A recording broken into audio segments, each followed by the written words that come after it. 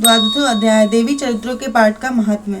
मैं 3 नेत्रों वाली दुर्गा देवी का ध्यान करती हूँ। उनके अष्टरी अंगों की प्रभा बिजली के समान है। वे सिंह के कंधे पर बैठी हुई भयंकर प्रतीत होती हैं। हाथों में तलवार और ढाल लिए अनेक कन्याएं उनकी सेवा में खड़ी हैं। वे अपने हाथों में चक्र, गदा, तलवार, ढाल, बाण, धनुष, पाश और तर्जनी मुद्रा धारण किए हुए। उनका स्वरूप अग्निमय है तथा वे माथे पर चंद्रमा का मुकुट धारण करती हैं।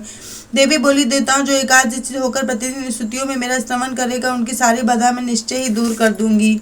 जो मधुकैटभ का नाश, महिषासुर का वध, शुंभ निशुंभ के संहार से प्रसन्न पाठ करेंगे तथा अष्टमी, चतुर्थी और नवमी में जो एकाग्रचित हो भक्तिपूर्वक मेरा उत्तम महात्म्य का श्रवण करेंगे उन्हें कोई पाप नहीं छू सकेगा। उन पर पाप जनित आपत्तियां भी नहीं आएंगी। उनके घर में कभी दरिद्रता नहीं होगी तथा उनको कभी प्रेमजनों से विषयों का कष्ट भी नहीं उठाना पड़ेगा।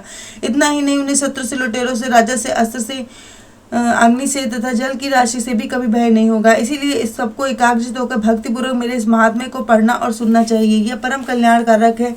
मेरा महात्म्य महामारी जनक, समस्त उपद्रवों तथा आध्यात्मिक आदि तीनों प्रकार के उत्पादों को शांत करने वाला है। मेरे जिस मंदिर में प्रतिदिन विधि पूर्वक मेरे इस महात्म्य का पाठ किया जाता है उस स्थान को मैं कभी नहीं छोड़ती। वह सदा ही मेरा सन्निधान बना रहता है। बलिदान, पूजा, होम तथा महोत्सव के अवसरों पर मेरे इस चरित्र का पूरा पाठ और श्रवण करना चाहिए। ऐसा करने से मनुष्य विधि को जानना या बिना जाने भी मेरे लिए जो बलि, पूजा या होम आदि करेगा उसे मैं प्रसन्नता के साथ ग्रहण करूंगी। शरत काल में जो वार्षिक महापूजा की जाती है उस अवसर पर जो मेरे इस महात्म्य को भक्तिपूर्वक सुनेगा वह सब मनुष्य मेरे प्रसाद से सब बाधाओं से मुक्त तथा धन, धान्य एवं पुत्र के समस्त संपन्न होगा। इसमें तनिक भी संदेह नहीं है। मेरे इस महात्म्य, मेरे प्रादुर्भाव के सुंदर कन्याएं तथा युद्ध में किए गए मेरे पराक्रम सुनने से मनुष्य निर्भय हो जाएगा।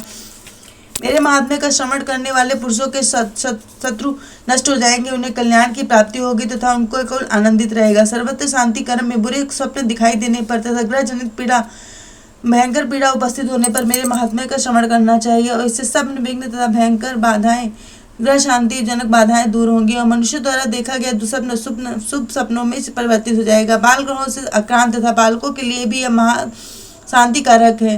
मनुष्यों के संगठन में फूट होने पर अच्छी प्रकार मित्रता कराने वाला होता है। यह महात्म्य समस्त दुराचारियों के बल का नाश करने वाला, इसके पाठ से राक्षसों, भूतों और पिशाचों का नाश हो जाता है और मेरा यह सब महात्म्य मेरे सामीप्य की प्राप्ति कराने वाला है।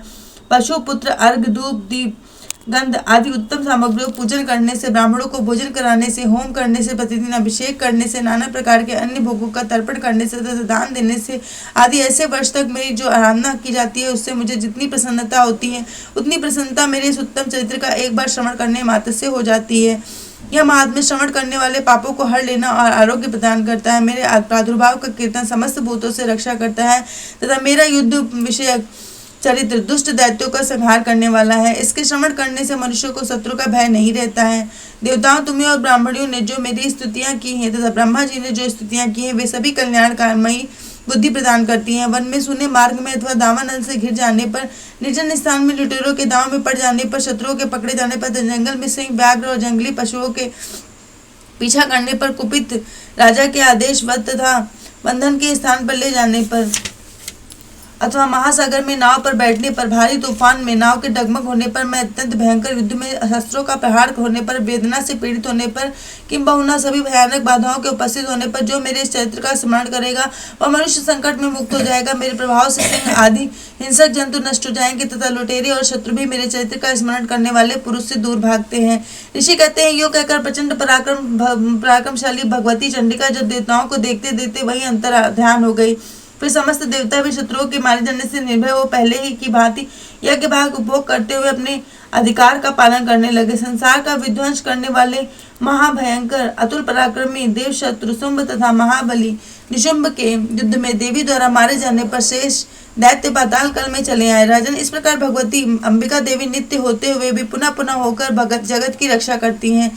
वे ही इस विश्व को मोहित करती हैं, वे ही जगत को जन्म देती तथा वे ही प्रार्थना करने पर संतुष्ट हो विज्ञान एवं समृद्धि प्रदान करती हैं। राजन, महाप्रलय के समय महामारी का रूप धारण करने वाली वे महाकाली इस समय ब्रह्मांड में व्याप्त हैं। वे ही समय समय पर महामारी होती है, वे ही स्वयं अजन्मा होती है और सृष्टि के रूप में प्रकट होती है। वे सनातनी देवी ही समयानुसार संपूर्ण भूतों की रक्षा करती हैं। मनुष्यों के अभ्युदय समय में वे ही घर में लक्ष्मी के रूप में स्थित होती है, उन्नति प्रदान करती तथा वे ही अभाव के समय दरिद्रता बनकर विनाश का कारण बनती है।